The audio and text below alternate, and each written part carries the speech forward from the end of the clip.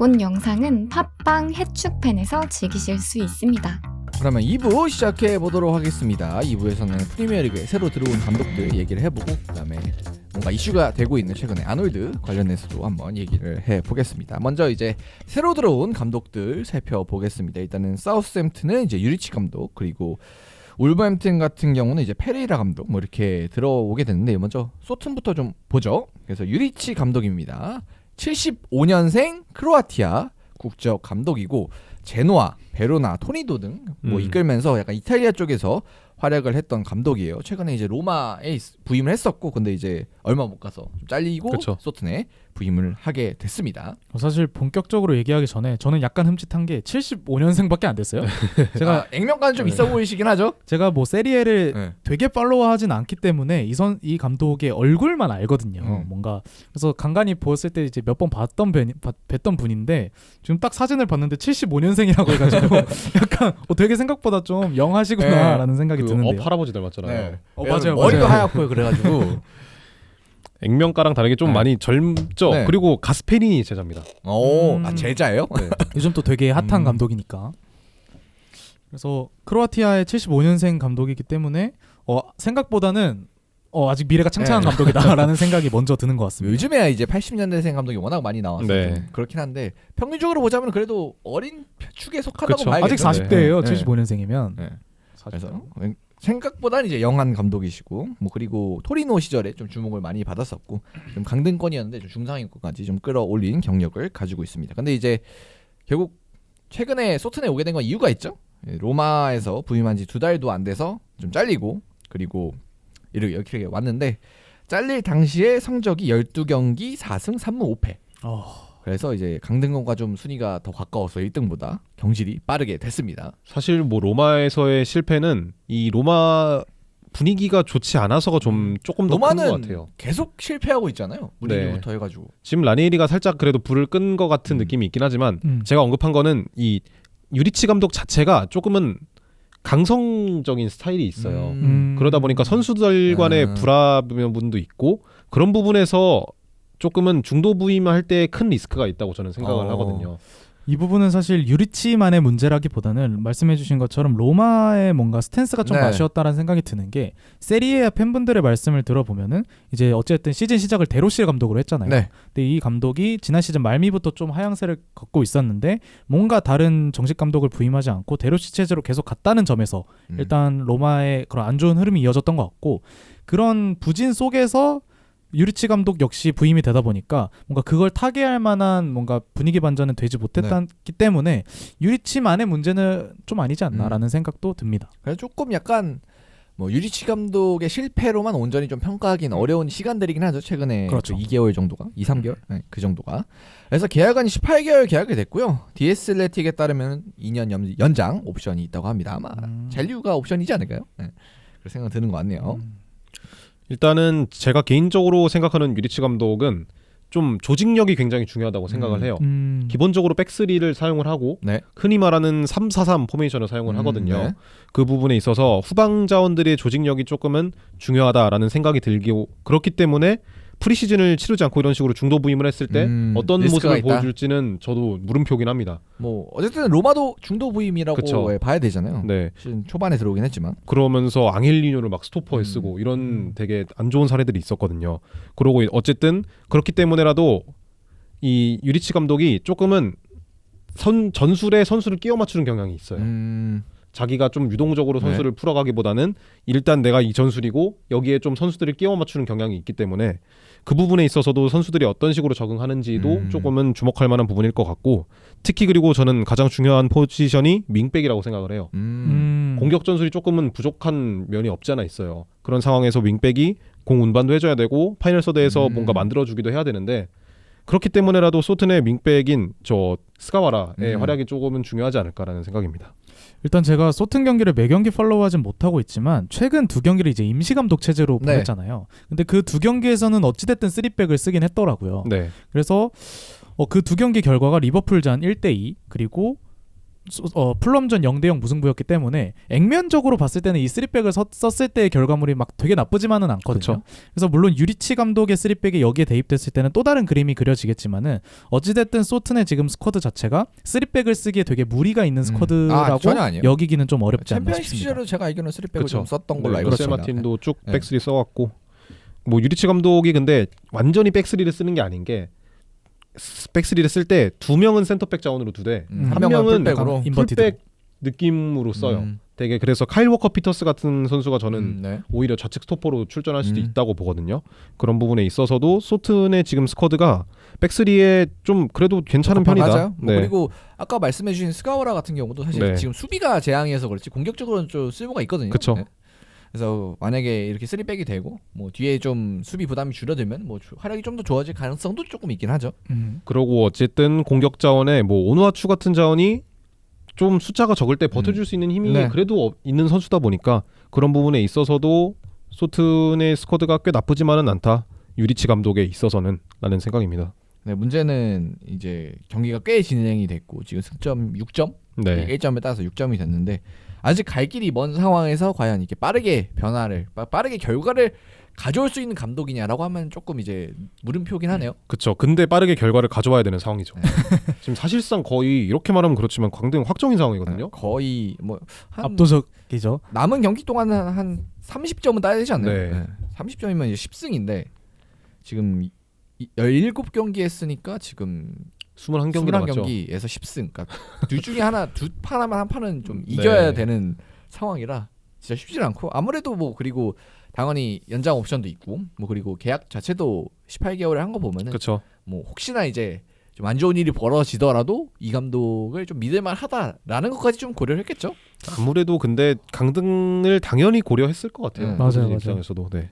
저도 만약 여기서 잔류를 옵션으로 넣었다면 그건 조금 가혹하다고 생각이 들고요. 지금 입스위치가 19위인데 15위 에버튼과의 승점이 4점 차예요. 입스위치부터 에버튼까지. 에버튼이 물론 한 경기를 덜 하긴 했습니다만 이 경기가 리버풀전임을 감안한다면 사실 16점이로 봐도 무방하다고 생각이 들거든요. 그래서 이 4점 차가 15위부터 19위까지 나는데 19위와 20위의 격차가 지금 6점 차예요. 사실 이거는 또 한 번의 그 격차가 벌어졌다고 봐도 무방하거든요.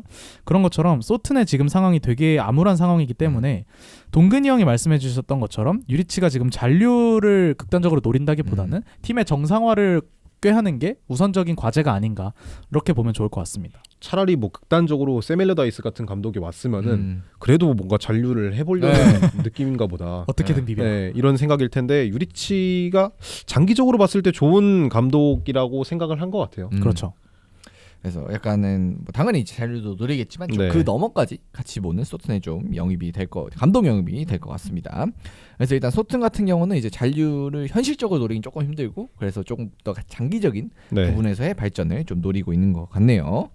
야, 동근이가 한 시즌 만에 또 다시 챔피언십 결제를 또 쿠팡 플레이에서 해주지 않습니까? 그래도. 근데 이게 다 하나? 쿠팡 플레이에서? 그래도 챔피언십 많이 해주던데요. 근데 다 하는지 모르겠어요. 그 한국어 중계는 아니어도 해주지. 않나요? 해주나? 뭐 어쨌든 뭐 알아서 근데 네. 잘 보시던데요. 뭐 어디 영문 중계도 음. 잘 찾아보시고 뭐 당관도 하시고 그래서 챔피언십 인생도 나쁘지 음. 않다고 말씀해 주셨기 때문에 또 거기 가면 많이 이기잖아요. 그러니까요. 그래서 근데 뭐 미래는 모르는 거니까 그쵸. 지켜보긴 잔류할 수 해야 있죠. 되는데 네. 근데 현실적으로 좀 차이가 많이 나긴 합니다. 자, 다음은 이제 울브스의 비토르 페레이라인데 뭐 이분부터 좀 소개를 해드리겠습니다. 이분 68년생이고 포르투갈 감독입니다. 그래서 포르투, 페네르바체 뭐 이런 유럽 팀, 그 다음에 알 아흘리, 상하이 상강 이런 아시안 팀, 그다음에 코린치안스, 플라멩구, 남미까지 해서 거의 전 세계를 돌아다니신 분이고 전이맨이. 경험이 굉장히 많고 그리고 이제 특징은 거의 팀들을 1년마다 바꾼다. 네. 진짜 그래서 전이맨 뭐 거의 아넬카를 넘어서는 이 정도면 전이맨이 아닌가 싶을 정도로 굉장히 많은 팀을 돌았습니다. 일단 이번에도 얼굴 분석부터 한번 해보면은 유리치보다 이제 이분이- 7살이 어린데 이분이 더 젊어 보입니다. 그러니까 7살 많죠? 아, 네, 유리치보다. 7살이 많은데 이분이 뭔가 좀 더 영한 네. 느낌이 있어요. 머리도 검은코 물론 염색을 한 걸 수도 머리도 있겠습니다. 네, 그렇습니다. 아무튼 빅토르 페레이라 감독은 어찌됐든 오자마자 또 사고를 한번 쳤죠. 이제 레스터 원정에 가서 3대0으로 이겼기 때문에 울브스의 불을 한번 시원하게 꺼주기는 했습니다. 뭐 일단은 이 감독 같은 경우는 뭐 경기를 한번 치르기도 했고 뭐 경험이 일단 너무 많은 감독이라서 울브스는 아무래도 이전에 저희가 소개해드렸던 소튼과는 달리 조금은 그래도 자료 생각을 많이 하고 있지 않나 네. 그런 생각 드는 것 같아요. 일단 뭐 비토르 페레이라 감독의 가장 그 프라임이라고 보면 포르투 감독 시절이고요. 좀 옛날이긴 한데 네. 2010년대 초반이죠. 그렇죠. 11년부터 13년까지 맡았었고 그리고 뭐 페네르바체에서도 김민재의 맞아요. 예. 은사잖아요. 어떻게 보면은 그런 부분도 있고 되게 굵직굵직한 커리어를 가지고 있진 않지만 어찌되었든 포르투갈 커넥션을 가지고 있는 이 멘데스 사단에 그쪽 분이구나. 네, 있는 감독이기 때문에 그리고 또 뭐 좀 재밌는 부분이라면은 예전에 램파드가 그 에버튼 감독 됐을 때 네. 원래는 비토르 페레이라를 아마 데려오려 했을 거예요. 근데 현지 팬들이 엄청 반대를 했어요. 막 되게 시위도 나오고 램파드를 그 정도야? 차라리, 네. 그 정도로 방해를 차라리 해서 램파드를 하라고요? 네. 그 정도로 반대를 해서 아마 구단주였던 모시리가 접고 아마 램파드를 선임했었던 기억이 있습니다. 그때 만약에 제대로 선임을 했더라면은 강등 경쟁을 안 했을 수도 있겠다는 생각이 드네요. 글쎄요, 뭐 그거는 이제 좀 그 정도인가 싶긴 하거든요. 물론 이제 당연히 조금 이제 프리미어리그 입장에서 보면 변방만 돌던 감독이고, 그다음에 사실 발전 가능성이 있지는 않잖아요. 그래서 네. 뭐 반대를 했을지는 모르겠는데, 근데 뭐 션디 씨랑 비교해서 뭐 이렇게 약간 꿀이나? 물론 이제 커리어는 꿀이긴 하겠죠. 커리어는 네. 꿀릴 수 있죠. 근데 이제 뭔가 좀 결이 다른가?라고 보면은 뭐 그런 느낌은 안 드는데, 뭐 어쨌든 현실 팬들한테는 좀 인식이 좀 안 좋나 보네요. 네. 그래서 보면은 일단은 뭐 최근에 울브스가 계속 3백을 쓰긴 했지만 어쨌든 뭐 3-4-2-1 뭐 이런 형태로 이제 최근 경기에선 등장을 했고, 뭐 그리고 어쨌든 울브스의 문제가 다 공격은 아니었기 때문에 일단 수비 안정화에는 어느 정도 성공했다, 뭐 이렇게는 봐도 될 것 같아요. 어쨌든 무실점을 했고. 사실 이 감독이 수비적으로 뛰어난 감독은 아니에요. 네. 근데 이번 경기에서 어찌 되었든 레스터를 상대로 잘 막았단 말이에요. 네, 클린시트를 기록을 했고 거기다 3골까지 넣었다는 부분은 굉장히 좀 긍정적인 출발이라고 볼 수 있을 것 같네요. 물론 이제 이 레스터라는 팀도 뭐 결국 이제 챔피언십에 승격한 팀이고 상황이 좋지 않은 팀이기 때문에 뭐 이거를 통해서 뭐 와 이제 우리 잔류 간다 뭐 이렇게까지는 할 수가 없지만 그래도 첫 스타트는 굉장히 페레이라 감독이 잘 끊어준 것 같네요. 네, 더구나 뭐 레스터 얘기를 조금 해보자면 데니 워드가 선발로 나왔거든요. 데니 워드가 레스터의 강등 시즌에도 거의 주역에 버금갈 정도로 최악의 활약을 보여줬었기 때문에 레스터도 여기는 이제 미드필더 이제 은디디 빠진 게 좀 치명적이겠죠? 네, 그리고 뭐 요새 반니가 초반에 좀 괜찮다가 왜 이런 선택을 했는지 모르겠는데 뭐 부오나노테도 빠지고 이런 부분들에 있어서 좀 물음표가 있었기 때문에 레스터가 정상은 아니었다 라는 입장입니다. 사실 지금 순위만 놓고 봤을 때는 울브스도 되게 안정적인 상황은 아니에요. 위험하죠. 물론 아까 말씀드린 것처럼 지금 15위 에버튼과의 승점 차가 거의 나지 않는 상황이긴 합니다만 여전히 좀 울브스가 잔류를 하려면은 울브스에 좀 분발이 많이 필요한 상황이거든요. 그래서 저희 나름대로도 뭐 튼튼튼이다 해서 에버튼, 울버햄튼, 소트는 되게 유력한 강등 후보다 말이 나올 정도로 울버햄튼의 분위기가 상당히 안 좋았는데 일단 첫 스타트를 산뜻하게 끄는 만큼 조금은 긍정적인 포인트를 그래도 집어볼 수 있지 않을까라는 생각도 듭니다. 그래서 뭐 첫 경기를 토대로 본다면은 뭐 당연히 이제 첫 경기이기 때문에 전술적으로 큰 변화가 있지는 않았는데 좀 황희찬 선수의 미래는 좀 어떤 것 같나요? 그래도 좀 보면? 일찍 투입이 됐잖아요. 네, 74분에 투입이 됐습니다. 황희찬 선수는 교체 카드 중에는 그래도 가장 먼저 사용이 됐었기 때문에 그래도 첫 부임하고 나서 이 첫 경기다 보니까 그래도 좀 많이 써보지 않을까라는 생각이고요. 곤잘로 게데스가 어찌 되었든 저번에도 언급을 했던 것 같은데 이번 경기에서도 득점이랑 어시스트까지 기록을 하면서 좀 신임을 받을 것 같아요.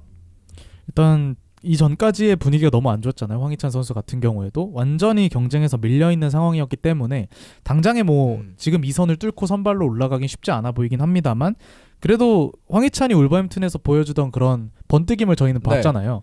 그런 부분들을 다시 한두 번 보여준다면은 충분히 선발 기회도 받지 않을까라는 기대감이 드는 것 같습니다.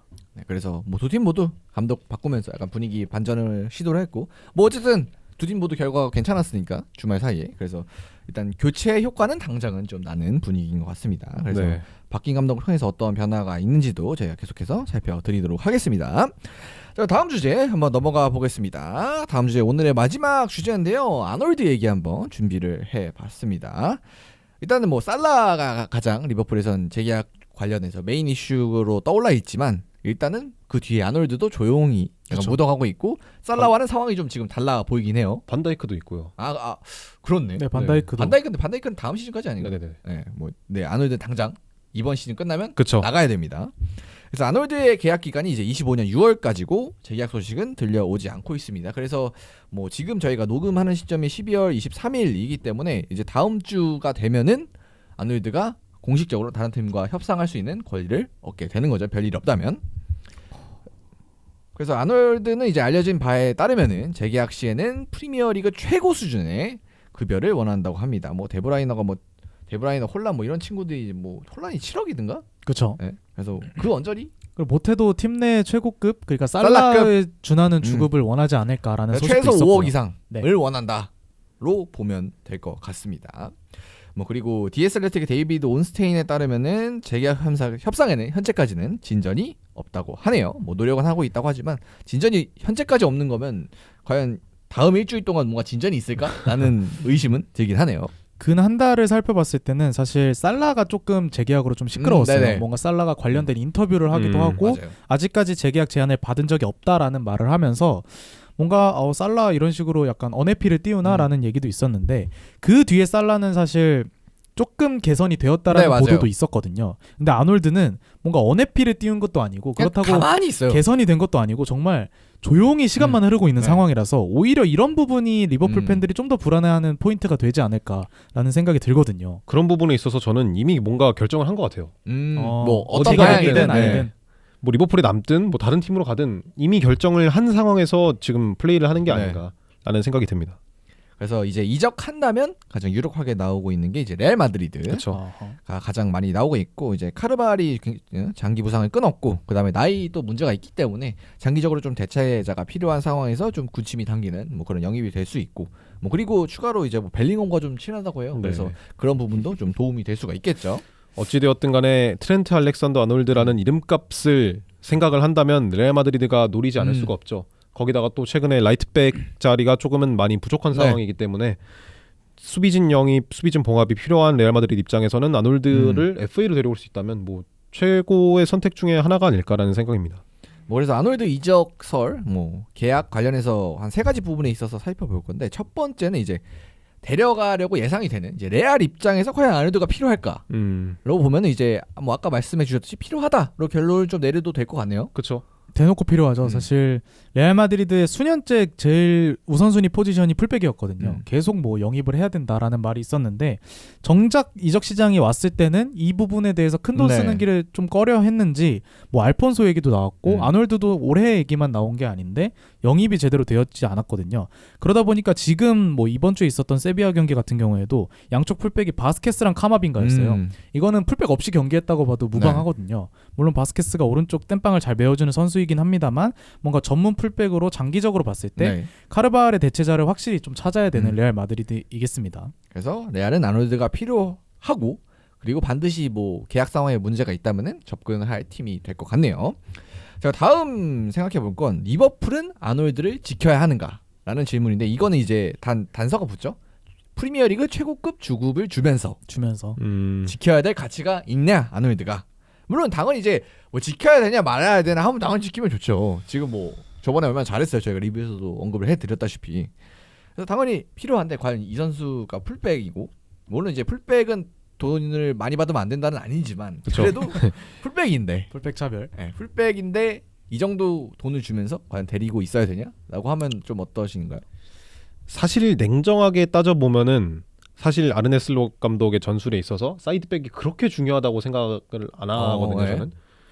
뭐 이 자리에서 뭐 조고메즈 같은 땜빵 선수들도 몇 번 뛰긴 했죠. 네. 그런 입장에서 좀 그냥 계산적으로만 보면은 솔직히 이 정도 돈을 투자할 가치는 없다는 입장입니다만 어찌 되었든 알렉산더 아놀드가 가지고 있는 이 스타성과 뉴스잖아요. 어쨌든 그렇죠. 그런 부분을 장기적으로 봤을 때는 좀 포괄적으로 보면은 아놀드가 남는 게 조금 좋지 않을까라는 생각이긴 합니다.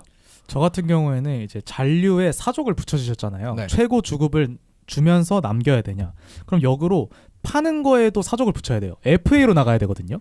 이거는 사실 저는 조금 또 다른 문제가 될 수 있다고 생각을 해요. 돈도 못 받으니까. 뭐 일단은 뭐 6개월 남고 팔 수도 있겠지만 사실 리버풀이 지금 우승에 또 도전을 하고 있는 상황이기 때문에 현실적으로 지금 6개월 남은 시점에서 팔기는 좀 어렵잖아요. 그렇죠. 그리고 당장 말씀해주신 것처럼 일주일 뒤부터 보스만 로열에 의해서 FA 협상이 가능해요. 그래서 물론 다음 시즌 시작부터 합류를 하겠지만 아놀드라는 유스 자원 그리고 현재 전성기를 달리고 있는 최고 풀백 자원이 레알 마드리드로 FA로 떠난다? 이거는 사실 팀의 재정 이슈에도 되게 큰 타격을 네. 입힐 수 있거든요.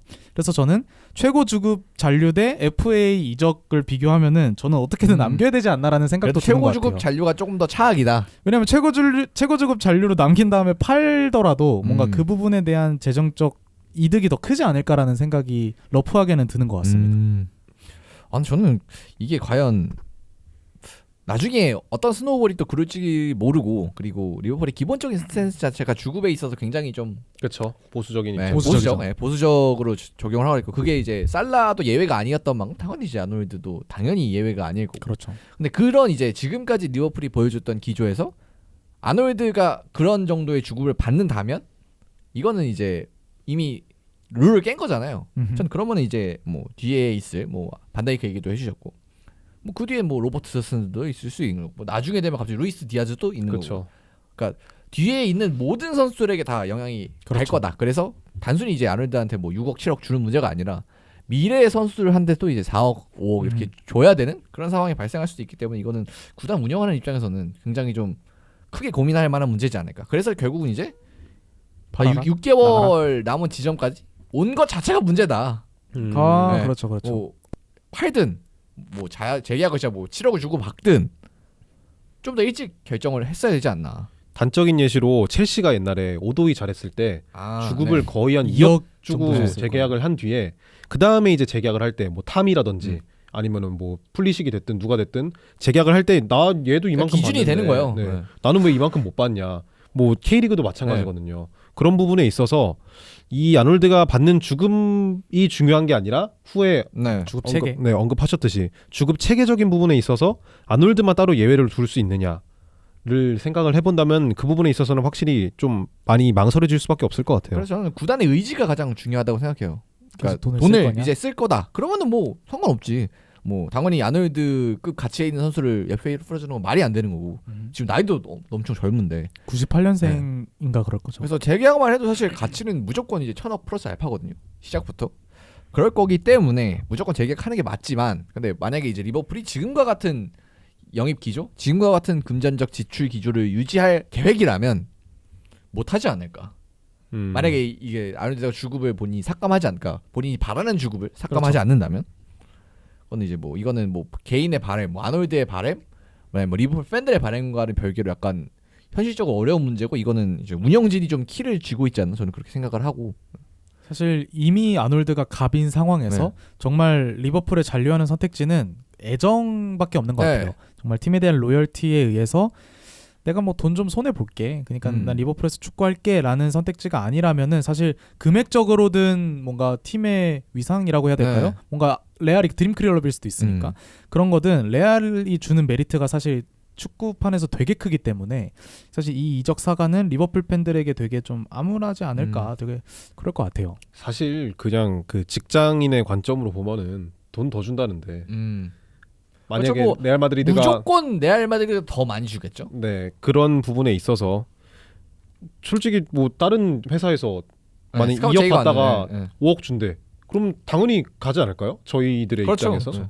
뭐 이 정도의 차이가 나진 않겠다만 어쨌든 그런 부분에 있어서 아놀드가 금전적인 부분만 보고 아니면 명예적인 부분만 보고 선택을 한다면 레알 마드리드로 가는 게 맞아요.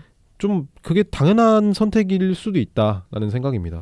그래서 이제 자연스럽게 이제 세 번째 질문으로 넘어가야 되는데 세 번째가 바로 그거거든요. 아놀드 입장에서 생각해 보면 과연 떠나는 게 이득일까? 아니면 잔류하는 게 이득일까? 정답을 말씀하신 것 같아요. 돈 많이 주는데 가는 게 맞는 것 같아요. 저는. 근데 또 축구라는 스포츠는 다르잖아요. 이게 그냥 삼성에서 뭐 LG 가는 게 아니잖아요. 네, 그렇죠. 내가 리버풀에서 진짜 영원한 레전드가 되고 싶다. 팬들에게 영원히 기억할 만한 레전드가 되고 싶다라고 생각을 하면 저는 잔류하는 것도 뭐 솔직히 스포츠에서는 이런 네. 사례가 뭐 눈 씻고 찾아볼 수 없는 그런 게 전혀 아니죠. 그렇죠. 그렇죠. 뭐 예를 들어서 삼성에 잔류한다 해갖고 막 영국을 보내주고 이런 게 아니잖아요. 네, 그렇죠. 근데 이건 네, 해주죠. 스포츠는 또 다르다 보니까 그런 부분에 있어서 아놀드가 만약에 이 팀을 정말로 사랑한다면 잔류할 가능성도 있지 않을까. 뭐 그리고 실질적인 가치로 봐도 이제 당장 이제 뭐 4, 5년 동안 높은 주급을 받는 것보다 이제 미래 가치 보고 본인의 이미지라든지 아니면 뭐 본인이 이제 뭘 하고 싶은지에 따라서 뭐 영향력, 맞아요. 그다음에 뭐 추후에 은퇴 이후의 인생 뭐 이런 것까지 생각하면은 이제 본인이 판단했을 때 리버풀에 남는 게 지금 돈을 적게 받아도 나중에 뭔가 부가적인 이득을 더 창출할 수가 있겠다라고 판단할 수도 있는 거긴 해요. 네. 그래서 이게 지금 구체적인 양 팀의 비드 금액을 모르잖아요. 네. 뭐 레알로 간다면 얼마 정도 받을 것이다라든지 리버풀이 지금 얼마 정도를 주고 있다라든지 이런 게 모르죠. 오피셜로 뜬 게 없기 네. 때문에 저희가 이 부분에 대해서 뭐 아놀드가 맞다, 리버풀이 맞다 이런 걸 하는 게 되게 조심스러운 것 같고 정말 말씀하신 것처럼 그 금액 차이가 아놀드가 생각하기에 이거는 가는 게 받아들일 수 맞다라고 없다. 생각이 들면은 가는 것에 있어서 사실 리버풀 팬들은 아놀드보다는 팀에 대한 아쉬움이 더 큰 상황이지 않을까라는 생각이 들고 만약에 뭐 한 1억 차이야. 근데 뭐 레알이 가고 싶어서 간다고 하면은 아놀드에 대한 서운함이 상당히 좀 있겠죠. 커질 수 있는 그런 부분이지 않을까 싶습니다. 저는 뭐 그냥 개인적인 입장으로 보면은 돈 더 많이 주는 가는 데가 확실히 예를 들어서 진짜 단적인 예시로 제가 여기서 하고 지금 충무이케에서 방송을 하고 있잖아요. 근데 예를 들어서 뭐 달순에서 1억을 준대. 그러면 안 가요? 가야죠. 당연히 가잖아요. 이거는 가야죠. 100만 원부터 가지. 그러니까 지금 만약에 9천만 원을 받고 네. 있는데 달순에에서 1억을 1억을 준다. 준다. 그러면은 가야죠. 안 갈 사람이 과연 있을까? 순간적으로 되게 행복해지셨어요. 얼굴이 빨개지셨어요. 제가 충무이케를 네. 정말 좋아하지만 네. 그거는 그렇죠. 예, 다른 문제죠, 그건. 금전적인 부분에 있어서 다른 문제이기 때문에 그런 고려를 해본다면 아놀드는 금전적인 선택을 하는 게 당연히 맞는 선택이지 않나? 않을까. 네. 그리고 저는 그 상대 팀이 레알인 것도 조금 크게 작용을 하는 것 같아요. 예를 들어서 리버풀 5억, 뭐 맨유 6억 이거였으면 네. 리버풀 팬들의 시점이 아예 달라졌을 것 같은데. 그렇죠. 그거 말도 안 되는 거죠. 리버풀에서 레알을 가는 거는 사실 없었던 일이 아니기도 하고 뭐 직접적인 라이벌 팀이 아닐 뿐더러 네. 사실 레알 마드리드가 갖고 있는 그 해외 위상이 축구에서의 있죠. 위상 그렇죠. 포지션이 되게 크기 때문에 이 부분에 있어서는 뭐 다른 라이벌 팀으로 이적한 그런 배신의 사례보다는 조금 더 유하게 봐줄 네. 필요도 있지 않나 싶습니다. 뭐 그리고 전 캐러거가 방송에 나와서 하는 얘기를 봤는데, 그러니까 아놀드가 뭐 당연히 레알 마드리드 이적하는 할 수도 있겠지만, 그렇죠. 근데 만약에 이적하게 된다면 분명히 이제 아놀드도 지금까지 리버풀에서 당연하게 받아왔던 그런 이제 어드밴티지 장점들을 이제 본인이 버리게 될 수가 있다. 그래서 그렇죠. 당연하게 받아왔던 팬들의 응원, 당연하게 이제 뭐 본인 위주로 뭔가 배려를 해주는 그런 클럽의 뭐라 그래야 되나, 뭐그 자기 중심으로 돌아갔던. 잘 해주는 거. 뭐 그리고 이제 뭐 예를 들면은 국가대표 차출이나 뭐 이런 부분에 있어서 사실 영국에 있기 때문에, 잉글랜드에 있기 때문에 뭔가 더 혜택을 받는 게 분명히 있을 거고, 그리고 단적으로 얘 홈그로운이잖아요. 네.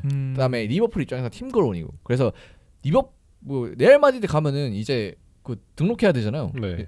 잉글랜드이니까. 네네. 그렇죠. 그래서 논의어로. 논의로 등록이 돼야 돼서 그만큼 더 뭔가 못했을 때 리스크는 엄청 커지는 거. 예를 들어 뭐 리버풀에서 한 시즌 박았다고 아놀드 바로 뭐 2군 받고 그러진 않겠죠. 네. 근데 예를 들어 레알 마드리드에 가서 망하면 그렇죠. 바로 방출되잖아요. 이거는 진짜 돌이킬 수, 레알 마드리드 입장에서도 아니 노니 쿼터 처먹고 있는 놈이 못하면 이거 안 되잖아요. 용병이니까 말 그대로.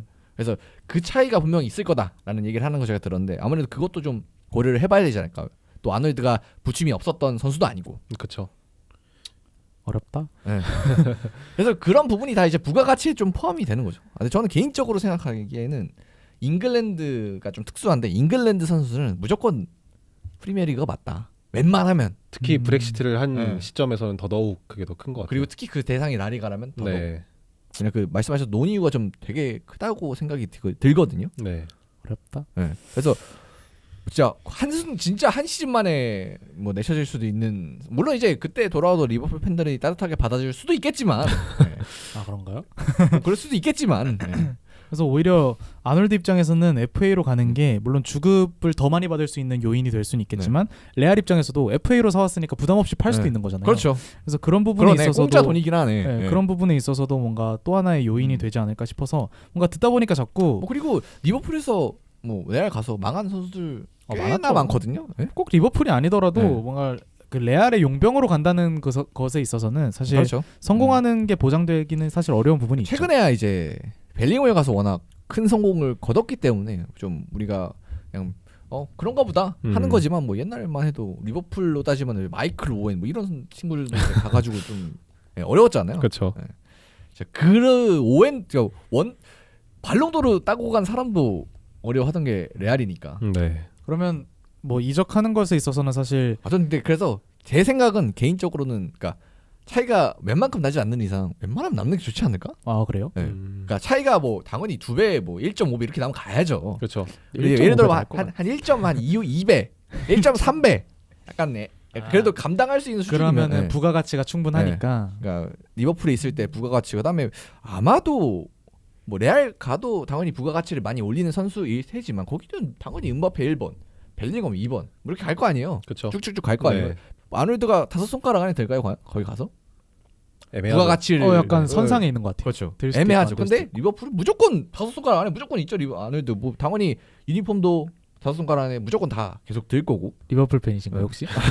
그리고 영국 당연히 이제 뭐 레알 마드리드 네. 경기도 영국 사람들이 보겠지만 네네네. 당연히 리버풀에 있을 때 영국 내에서의 부가가치는 좀 더 높을 거고 그다음에 물론 이제 본인의 당연히 거기서 겁나 잘하면 벨링엄처럼 그러면 이제 본인의 가치가 올라갈 수도 있겠지만 네. 리스크가 크다는 얘기죠. 그리고. 그렇죠. 제가 생각했을 때도 리스크가 좀 큰 것 같아요. 리스크를 감수하고라도 이 자신의 커리어를 어떻게 보면은 한 단계 더 발전시킬 수 있다. 맞아요. 나는 확신이 들면 레알 마드리드를 갈 것 뭐 같은데. 그런 점에서 오히려 이제 레알을 선택하는 게 축구 선수로서는 굉장히 뭔가 큰 도전, 그렇죠. 리스크를 감수하는 좀 영웅적인 행동일 수도 있는 거죠. 만약에 거기 가서 네. 엄청 잘해서 지금 1번 자리를 먹어요. 네. 음바페를 따고. 그러면은 진짜 네, 개쩌는 그러면- 거죠. 그러면 막 이제- 그래서 뭐 거의 노이어처럼 풀백의 새로운 장은 네. 여는 거죠. 그런 식으로 만약에 가서 이런 성공을 거둔다면 오히려 더 그게 더 큰 네, 성공이 될 맞아요. 수 있는 거잖아요. 진짜 지금까지 못했던 걸 할 수도 있어요. 아놀드가. 그렇죠. 만약에 네. 그렇게 된다면. 저는 뭐 아놀드가 실패한다는 그림이 솔직히 저는 잘 안 그려지기는 하거든요. 뭔가 말씀해주신 리스크들이 있긴 하지만 저는 오늘 경기를 보면서 또 한 번 느낀 게 이 선수의 능력치는 생각한 것보다도 잘한다? 훨씬 잘하는구나.